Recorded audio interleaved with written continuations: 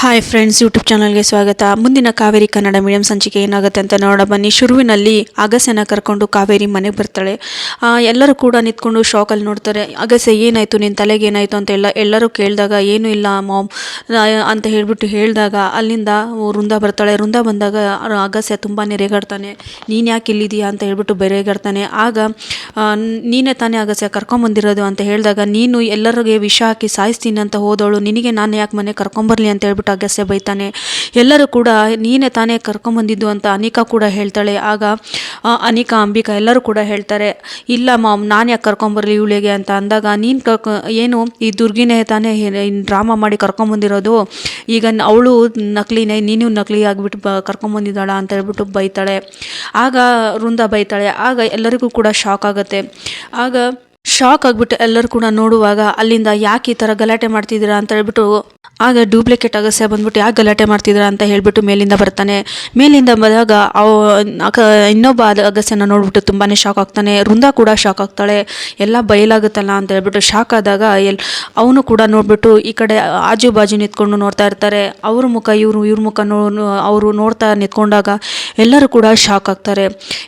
ಇವ್ರು ಯಾರು ಅಂತ ಹೇಳಿ ನೋಡುವಾಗ, ಆಗ ನೀನು ಯಾರು ಅಂತ ಹೇಳ್ಬಿಟ್ಟು ಅಗಸ್ಯ ಕೇಳ್ತಾನೆ. ಅಗಸ್ಯ ಆಮೇಲೆ ಡೂಪ್ಲಿಕೇಟ್ ಅಗಸ್ಯ ನೀನು ಯಾರು ಅಂತ ಹೇಳ್ಬಿಟ್ಟು ಕೇಳ್ತಾನೆ.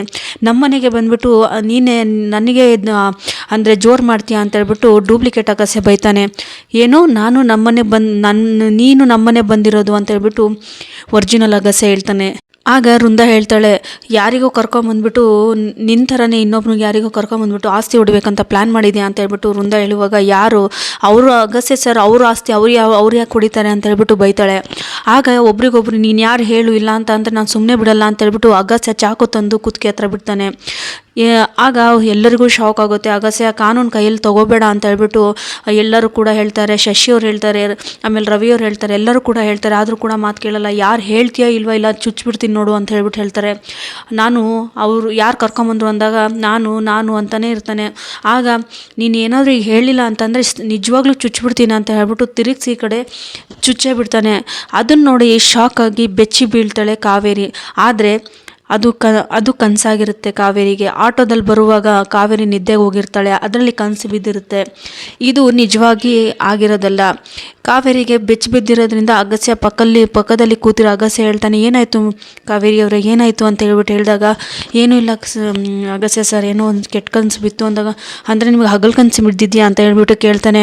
ಆಗ ಹಾಗೇನಿಲ್ಲ ಸರ್, ಸ್ವಲ್ಪ ಬೆಚ್ಚ ಬಿದ್ದೆ ಅಂತ ಹೇಳಿದಾಗ, ಆಯಿತು ಸರ್. ಆಟೋದವ್ರಿಗೆ ಕೇಳ್ತಾನೆ, ಸ್ವಲ್ಪ ನೀರಿದೆಯಾ ಅಂತ ಕೇಳಿದಾಗ ನೀರು ಸ್ವಲ್ಪ ಕೊಟ್ಟು ಅವರಿಗೆ ಸಮಾಧಾನ ಮಾಡಿ ಇಬ್ಬರು ಕೂಡ ಕೂತ್ಕೊಳ್ತಾರೆ. ಮುಂದೆ ಯಾವುದೇ ರೀತಿಯಿಂದ ತೊಂದರೆ ಆಗಬಾರ್ದು ಅಂತ ಹೇಳ್ಬಿಟ್ಟು ಕಾವೇರಿ ಕೂಡ ಬೇಡ್ಕೋತಾಳೆ.